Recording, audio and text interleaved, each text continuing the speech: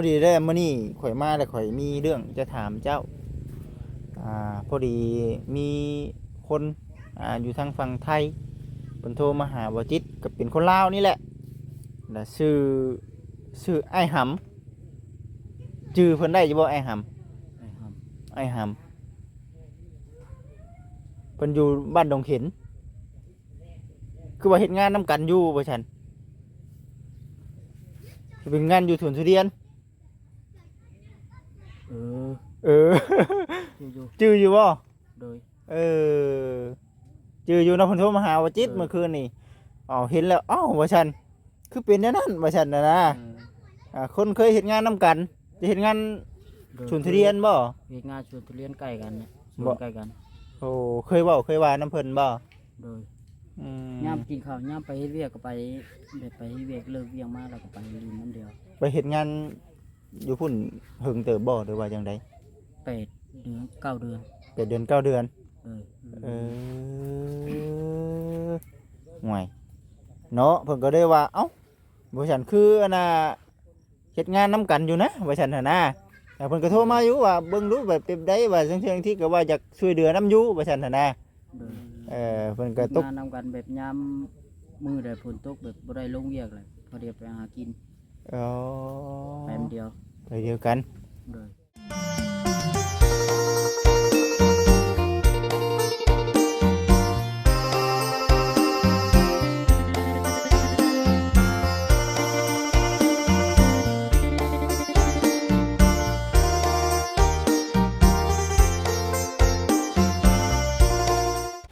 ฝนตกหนักพี่น้องเอ้ยเนาะมื้อนี้มาเวียกมางานว่าสิพาพ่อแม่พี่น้อง FC ไปหาทั้งบ่าวคำละพี่น้องเอ้ยเนาะมื้อนี้ก็ถือว่าบ่ได้ไปแต่เฮิงแล้วพี่น้องเอ้ยเนาะสองมื้อได้สำหรับทางบ่จิตได้พี่น้องเอ้ยก็เลยว่าถือเอาโอกาสนี้แหละว่าซั่นแวะไปหาเพิ่นก่อนยันว่าพ่อแม่พี่น้อง FC อยากเห็นอยู่ในช่องของทางบ่จิตสนอกว่าพี่น้องเอ้ยทักทายสบายดี FC เบิดจุกูสู่คนเด้อพี่น้องเด้อจนสิบ่เห็นทางเนาะมานำกัน3คนมื้อนี้ก็ได้พี่น้องเนาะแม่นจังหวัดชลบุรีนะฝนตกแห้งอยู่ดีได้ถือว่ามื้อนี้ก็ถือว่ามีโอกาสได้ออกมาถ่ายคลิปเด้อพี่น้องเด้อเนาะถ่ายคลิปก็จะว่าไปเบิ่งเมืองก่อนเนาะบอนเพิ่นพักบอนเพิ่นเช้าจะว่าสิพัดพระบ่ได้บ่จักพี่น้องเอ้ยก็บ่วัดบ่ไหวดียันได้ปุ๊บขึ้นไปอยู่เถียงของทั้งแม่ป้าเพิ่นอยู่เนาะก็ต้องตกสังกันบ่ทางนั้นกะแม่นุ่นส่งคลิปมาบ่ใช่สุดยอดพี่น้องเนาะมื้อนี้น่ะมานำกันเป็นตะขี่รถใหญ่มามื้อนี้ก็ได้คันขี่รถจักรนี่ป้าตัวยันเปียกหลายเติบเนาะใส่เสื้อยางนั่นก็จนสิบ่อยากทันแล้วพี่น้องเอ้ยตัวแห้งอยู่ดีเลยพี่น้องเอ้ยแห้งมีเสียงแห้งว่าเบิ่งไปน้ำกันเด้อพี่น้องเด้ออันนี้คือระยะทางไปเฮือนบ่าวคำหละแห้งอยู่ดีคนน้ำอยู่น้ำให้หน้าเลยกับพวกแห้ง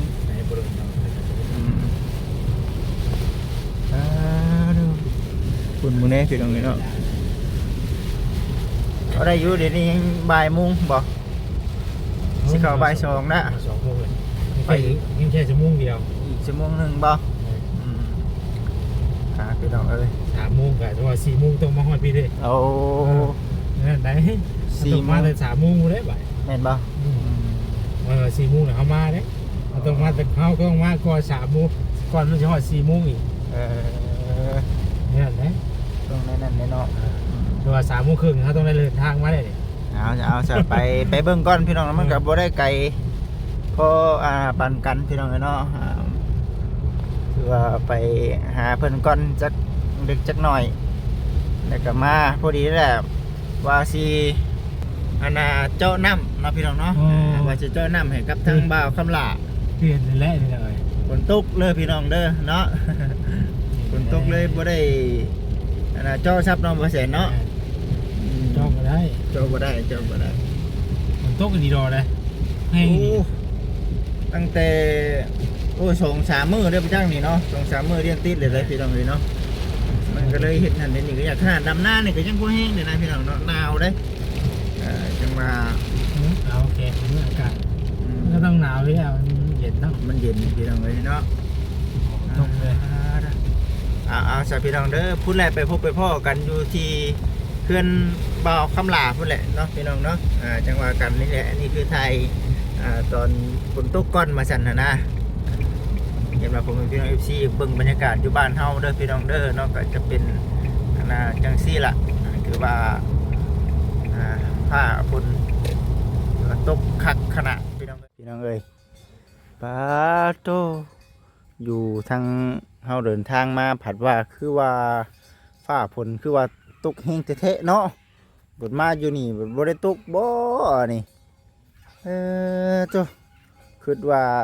สิตกซ้ำกันเด้พี่น้องเอ้ยเนาะยันมันไปทางนั้นบ่ซะเนาะยันไปพุ่นบ่ได้มาทางนี้พี่น้องเอ้ยป้าดรถบ่แสนก็ได้ โอ้จนเดืองเนาะอันนี้ได้มาแต่บักเซยังบ่ได้ล่างบ่นี่ป้าตัวยังไม่ล่างพี่น้องเลยเนาะไปสบายเดียวไปเบิ่งเฮือนใหม่แล้วก่อนสบายดีบ่จิตยังบ่ได้มาอะไรพี่น้องเลยเนาะตั้งแต่เพิ่นเฮ็ดแม่นบ่หยุด2 มื้อหยุด2 มื้อเด้อพี่น้องเด้อทางบ่จิตน่ะก็เลยว่าเอ้ามาก่อนบัดนี้ก็ได้กันหยุดหลายมื้อเดี๋ยว YouTube เฮามันสิปิดการมองเห็นเดี๋ยว FCC ถามไทยว่าเอ้าบ่จิตไปไสบ่ซั่นบ่แซนก็คือกันอยู่เด้อบ่แซนอันนี้น่ะมี FC คอมเมนต์กันเข้ามาอยู่เพิ่นถามบ่จิตอยู่ว่าบ่แซนไปไสบ่แซนคลิปบ่แซนคือบ่เด้งว่ะ อาจสิแบบว่าวิวเฮามันยังบ่นั่นเนาะบ่แซนเนาะยันวิวมันบ่ดันได้พี่น้องเอ้ยเนาะแต่ว่าทั้งบ่แซนเรื่องการเรื่องงานเพิ่นไปซุมื้ออยู่พี่น้องเอ้ยเนาะถ่ายคลิปลงคุมื้ออยู่อยู่ไสล่ะน้ำบ่สดีบ่แม่นอยู่น้ำบ่สดีพุ่นไปกับบ่บอกบ่สดีนี่เนาะเพิ่นบอกว่าเอ้าคลิปบ่แซนคือบ่เห็นเด้งเดี๋ยวนี้บ่แซน บ่ได้เขียนเข้าไปเรื่อยๆพี่น้อง บ่แซนบ้านเฮาบ่ แต่ว่าลงซุมื้อ แต่ว่าลงซุมื้ออยู่ได้พี่น้องเอ้ยเนาะเอามาพูดตกเฮงกันเนาะ อันนี้จังว่ามาพี่เอามันคนละอันนั้นบ่ฉันเอาไผน่ะรถไผน่ะรถบ่บดบ่บ่ใส่แม่นอยู่เบิ่งดิใส่ไผนี่คือเฮ็ดในนี่ของตีนรถนี่พอแห้งแล้วเนาะ ของแล้วเฮาเนี่ย เอาทักทายสบายดีอยู่ดีมีแห้งเดี๋ยวสิไปเบิ่งเฮือนใหม่ก็เด้อมีหยังก็คุยกันเอาเบิ่งเด้อพี่น้องเด้อเนาะจังใดก็ได้ทั้งบ่จิตก็สิ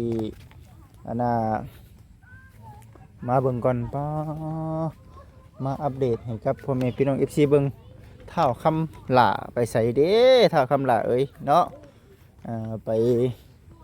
อยู่ทางใดคือมีสมอยแต่ว่าบ่าวคำหล่านี่ก็ได้เด้อเอาจังใดก็ตามแต่พี่น้องเนาะ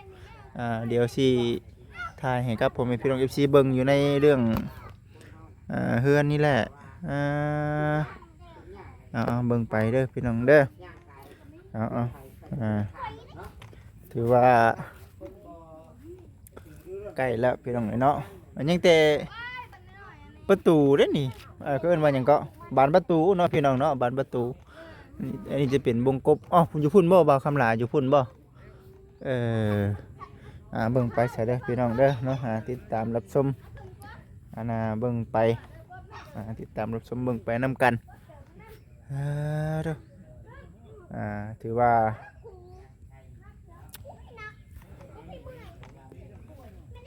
หลายตึกเนาะโอเคแล้วนี่พี่น้องเนาะงามองตองเลยเบิดเท่านี้แล้วเนาะเอาพี่น้องเด้อเนาะก็สิประมาณนี้แหละตะกี้เราอยู่หันพี่น้องเนาะตะกี้นะบัดนี้เราปุ๊บมาอยู่พี่บัดนี้บัดที่นี่นะทางบ่จิตก็เลยว่านี่เด้ แล้วพุ่นใดพี่น้องจังหน่อยเดี๋ยวทางบ่จิตสิขึ้นไปถามไทยโอรมนำทางแม่ป้าเราเนาะจังได๋ก็จังว่ากันอีกเทื่อทางเฮ้ยน้ำดับหน้าน่ะมีอยู่บ่ว้าวไปบ่ว้าวไปดำจนบอกให้พ่อเดี๋ยวนี้น่ะเมื่อยเด้อ ผมบอกเอาน้ำมาก็บ่มา บ่ว่าบ่มีดีบ่นี่เอ้าคือเป็นอันนี่วะตกแต่หึงบ่ได้นี่ ตกพอแต่ไม่นี่ ป้าอยู่หุ่นจนเป้งทิ่มบาดนี่นะเอ้ย เอ้า คือต่างกันแท้นี่เนาะบ่เกี่ยวนะว่าดินทรายบ่เกี่ยวเนาะ เกี่ยว บ่เกี่ยวบ่เกี่ยว น้ำแต่มันตกนะนี่ก็ได้อยู่นะน้ำมันตก อ๋อ ได้มันหยิบ ชงชามมื้อนี่ติดแล้วอยู่พุ่นน่ะมีแต่น้ำโอ้ย พอแต่ปุ๋ย มีแต่แบบኚๆเนาะเออ ตกระเบื้น2-3 มื้อนะแล้วมันตก อ๋อคือเป็นแนวนี้วะเนาะโอ้ผมมาหั่นก็ยังตกแห้งอยู่เลยผมมาน่ะ ทางฝุ่นอย่างแห้ง แม่เอาแล้ว มีคนไปหาปู่หัวสิงไข่อันน่ะปิ่นหัวลงดุมบ่เนาะมันคือเป็นแนวนั้น โอ้มันคือต่างกันแท้ว่าพี่น้องเอ้ยเนาะมึงแน่ดินก็คิดว่าผ้าพุ่นเอ้าช่วงสิมีน้ำมีในแท้ว่ะ มันตกแห้งมีนะ เอ้าบ่จิตจนหยุดอันน่ะสองมื้อเรียนติดเนาะ ดำนา แม่นหยุดดำนาบัดนี้ก็จนว่า แล้วหรือเปล่า ยังได้ยังอีกประมาณ 2-3 มื้อคือกัน นี่ ประมาณนั้นแต่ว่าน้ำเฮาบ่ยากเรื่องน้ำบัดนี้น้ำเฮามันมีอยู่แล้วบัดนี้หั่นนะ เขาบ่ย่างน้ำบ่ถึงน้ำดำแล้ว แม่มีน้ำอยู่โอ้ต่างกันอยู่เด้อทั้งผ้าอันเดียวกันก็ได้พี่น้องเอ้ย คิดว่าคิดว่าเพิ่นสินั่นโอ้เป็นจังไดเรื่องเฮือนก็แม่นหน้าก็แม่นประตูปงเยี่ยมเป็นจังได นั่นแหละ ยังบ่ทันมีบ่ อืม โอ้ยังบ่ทันมีงบเด้นี่พี่น้องเอ้ยเนาะ บ่ทันได้เอามา กับยังตัวนั้นบ่ยังอันนั้นยังเกาะประตูมันผาทางหน้าเนาะแม่นบ่ผาทางหน้าก็ยังสิใช้อยู่เด้พี่น้องเอ้ยเนาะยังอยู่ได้คักแล้วบัดนี้เนาะมันก็ ได้ยินเบานั่นบ่ ฮะ ได้ยินเล่าบ่ ว่าจังไดเราตัวนี้เพิ่นสิเลิกงอกมันควันน่ะ อันนะทวนนะได้สิเฮ็ดได้บัด เพิ่นสิเอาสีเดียวอะ บ่ก็คือได้คันว่าเอาตัวนี้ออกเอาสีเดียวกัน มันเข้าก็ไม่อันน่ะแป้นลมได้นี่เนาะ เพิ่นสิเอามาใส่ไม้ โอ้ เพิ่นให้เลิกงอก แต่ว่าแป้นลมน่ะคือเจ้าเอามาตั้งแต่เฮ็ดพุ่นเนาะแม่นบ่ แม่นน่ะ บัดพอมาเฮ็ดบัดคือว่า เข้ากันกับตัวนี้เนาะบัดนี้เนาะ เข้ากันเนาะ เอาใส่ทวนอีกเนาะอืม แดนกลางได้บ่พอเพิ่นสิเอามาใส่อยู่ สร้างเพิ่นว่าอีกประมาณจักตับจ้ะ จักก็ได้ ตับหนึงมันมี5ได้พี่น้องเอ้ยเนาะ 4ตับพุ่น ประมาณนั้นเนาะประมาณ 3-4 ตับพุ่นแหละพี่น้องเอ้ยเนาะพุ่นแหละว่าเทียงน่ะความกว้างเท่าไหร่ก็ฮะ6 เมตรบ่ แม่น โอ้สิได้หม้อ3-4คือเจ้าว่าดีบ่ยักเนาะ6อันนี้6คูณ6บ่พี่น้องเอ้ยเนาะถือว่าโอเคแล้วบัดนี้ก็ถือว่าพระอยู่หากบ่ปานใดพี่น้องเนาะสิบ่ซ้ำว่าน่ะ คือเก่าดอก แต่บ่ซ้ำพะยางปานใด บ่ได้ลีดได้อยู่ มีปงเยี่ยมอีกพี่น้องเอ้ยเนาะคิดว่าเพิ่นสิได้ดำนาเนาะพี่น้อง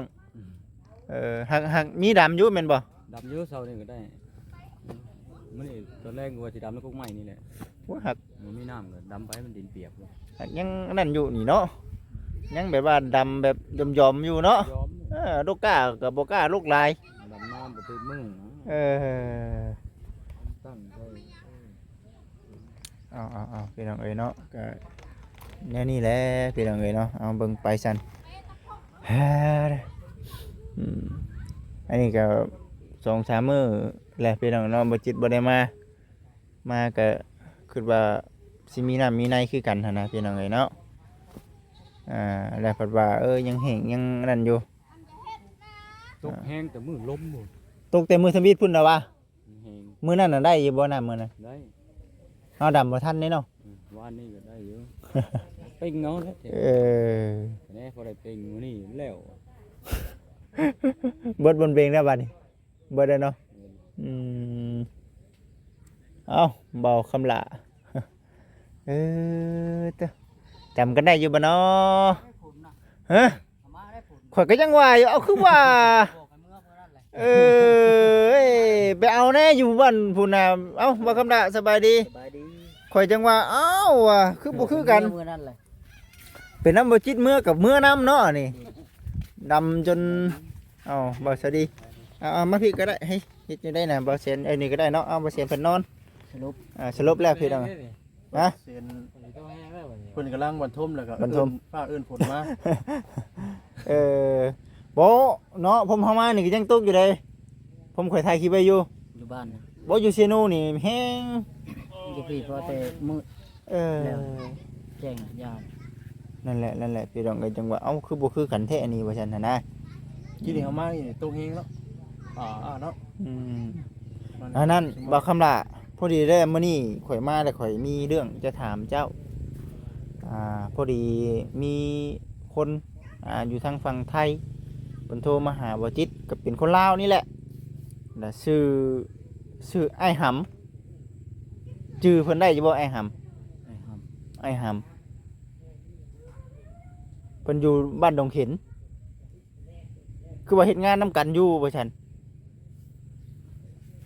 เป็นงานอยู่สวนทุเรียน ำ เออ อยู่ ชื่ออยู่บ่ โดย จืออยู่นะเพิ่นโทรมาหาว่าจิตเมื่อคืนนี่เห็นแล้วว่าซั่นคือเป็นแนวนั้นว่าซั่นนะคนเคยเฮ็ดงานนํกันจะเฮ็ดงาน โดย สวนทุเรียนบ่ เฮ็ดงานสวนทุเรียนใกล้กันเนี่ยสว บ่ นใกล้กัน โอ้เคยว่าน้ำเพิ่นบ่ โดย อืม ยามกินข้าวยามไปเฮ็ดเวียกก็ไปแบบไปเฮ็ดเวียกเลิกเวียงมาแล้วก็ไปลินน้ำเดียว ไปเฮ็ดงานอยู่พุ่นหึงเติบบ่หรือว่าจังได๋ 8 เดือน 9 เดือน 8 เดือน 9 เดือน เออ ห่วยเนาะเพิ่นก็ได้ว่าบ่ซั่นคืออันน่ะเฮ็ดงานนํกันอยู่นะว่าซั่นน่ะนะแต่เพิ่นก็โทรมาอยู่ว่าเบิ่งรูปแบบเป็นได้ว่าจังๆที่ก็ว่าอยากช่วยเหลือนำอยู่ว่าซั่นน่ะนะ โดย เพิ่นก็ตก งานนำกันแบบยามมื้อใดฝนตกแบบบ่ได้ลงเวียกเลยพอดีไปหากิน อ๋อ ไปมื้อเดียว ไปเดียวกัน โดย อ่าย ามค่ำมาแล้วก็ไปซุ่มเดียว ตะกี้แล้วเดี๋ยวนี้เรามีลูก2คนบ่เดี๋ยวนี้ลูกคนหนึงบ่ว่าลืมแล้ว คนหนึง บ่ลูกคนหนึงเราเว้าอยู่โทรมาหาเมื่อคืนนี่ไปหาหึงบ่ได้เจ้าสิไปเพิ่นไปมื้ออันนั้นอื่นนี่แล้วว่าซั่นตัวเว้าเมื่อคืนนี่ก็เลยสิมาถามมึงเจ้าอยู่ว่าซั่นไอ้หำชื่อเราน่ะติ คนรู้จักบ่ จือแม่น คุณทุกคนเลย ฮะ ทางนั้น เด้อเราเว้าข่อยอยู่โรงเรียนนี่เด้แล้วว่ะ แต่ว่าเพิ่นเฮ็ดเวียกที่ไทยบ่ได้นี่คืออยู่บ้าน แล้วอยู่ไสก็บ่จะเฮ็ดน่ะ อยู่ไทยติ อยู่ไทย เมือง จันทร์ ฮะ จันทร์ จันทบุรี เลย อยู่จันทบุรีเพิ่นโทรมาหาเพิ่นก็เว้าอยู่ว่าเป็นแบบใดคือเว้าแหละพี่น้องมันคันสิโทรคุยกันร่วมกันบัดมันบ่มีสัญญาณเด้อเนาะ อยู่หนองเห็น มันดงเห็น หนองเห็น เราอยู่ดงเห็น แต่เอามิแล้วว่าเอาเมียอยู่ปักซองมันว่า บ่ยันคนดงเห็นแล้วไปเอาเมียอยู่ปากช่องบ่จักเนาะยันแบบนั้น โทรมาหาเพิ่นเห็นเพราะว่าตกใจเด้อเฮ้ยว่าซั่น โดย สิถามมึงอยู่ว่าชีวิตเป็นแนวใดว่าซั่นน่ะนะคือได้มาเป็นแนวนั้นว่าซั่นก็เลยบอกเพิ่นไปว่าเป็นแนวนั้นตามที่ว่าเฮาเห็นกันนั่นแหละเพิ่นก็โอ้ว่าซั่นหั่นน่ะลองไปถามเบิ่งเราก่อนดูว่าซั่นเราจำชื่อได้อยู่บ่ว่าซั่นน่ะนะ อยู่ได้ตามทาง เจ้าเอิ้นเราได้อ้ายบ่ โดย ไอ้หำเนาะชื่ออยู่เด้อเนาะ อย่นิ่มได้เด้ ฮะ อย่านิ่มได้เด้ บ่เป็นบ่มันจะมันติดบ่ โอ้ได้นั่นเด้บ่ดีเด้ ได้หำเด้อเด้ติ พอแห้งอยู่เด้อคือเป็นอันนั้นเนาะ อย่านิ่มเรื่อยเลย ว่าดอกเนาะเห็นว่าก็ได้ชื่อแท้แล้วได้ซะ ตอนแรกมีแตะเกนอื่นชื่อไอ้หำไม่หำ หานะหลายเทื่อแล้วสัตว์พี่น้องได้เนาะ ถือว่าไปเวียกไปงานหาอยู่หากินกับส่วนกันไป โดย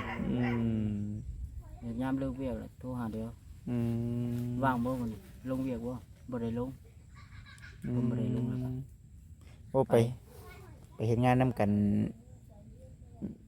7-8เดือนบ่ โดย เพิ่งเติบได้เนาะ อืม ช่วง7-8เดือนนั่นคือเจ้าเฮ็ดงานส่งเงินมาให้ลูกบ่ตอน โดย แต่เมีย ก็ไม่เท่า แต่เมียน่ะเสียแล้วตอนนั้น โดย ถึกช่วงตอนที่ว่าทั้งบ่คำดานี่หาเงินส่งลูกอันน่ะเลี้ยงลูกเนาะ โดย ถึกช่วงนั้นบัดนี้6-7 เดือนแล้วแม่เฒ่าเสียแม่นบ่แม่เฒ่าเสียแล้วกลับมาบัดนี้ ปริแยกจากกันกับเขาบ่หำ โอ้ อืม แยกจากกันตั้งแต่แม่เฒ่าเสียเนาะ ไม่เท่าท่านได้เสียเขาเราเลยย้ายก่อน เราใหญ่ก่อนบ่ โดย โอ้ เราย้ายไปกรีดยาง กรีดยางบาดนี่ อยู่บนตะกี้ก็แล้วก็กรีดยาง บ่ บัดนี้เราย้ายไปกรีดยางมันไม่ โอ้ พอดีเลย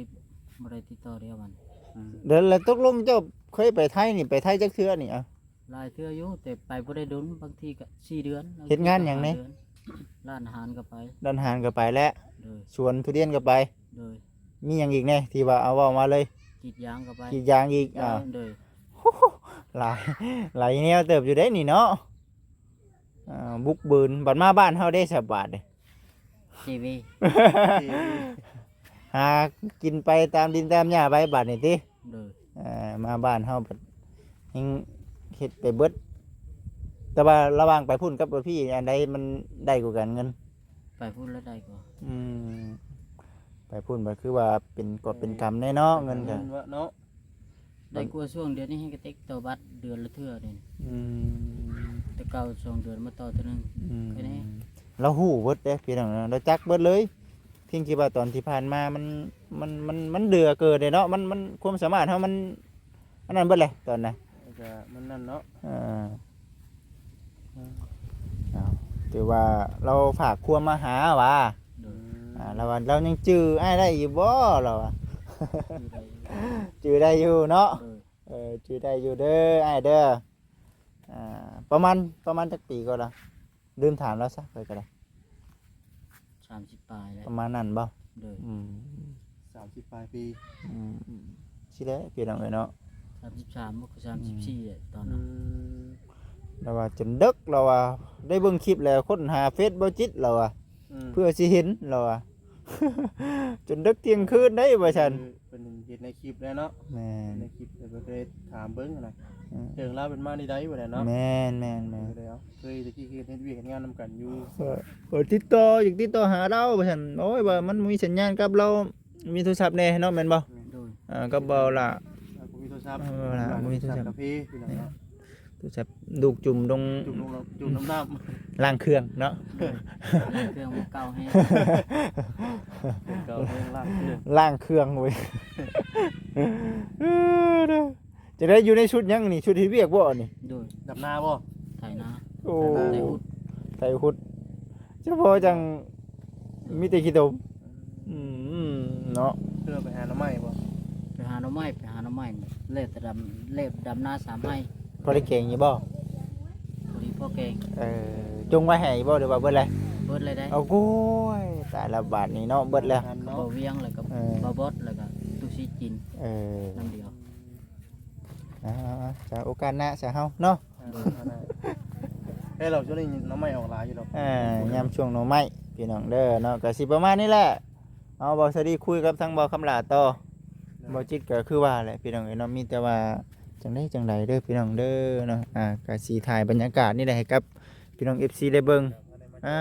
ต้องได้เฮือนงามเนาะเบิ่งสิขึ้นไปหาทางแม่ป้าเพิ่นก่อนสั่นพี่น้องเอ้ย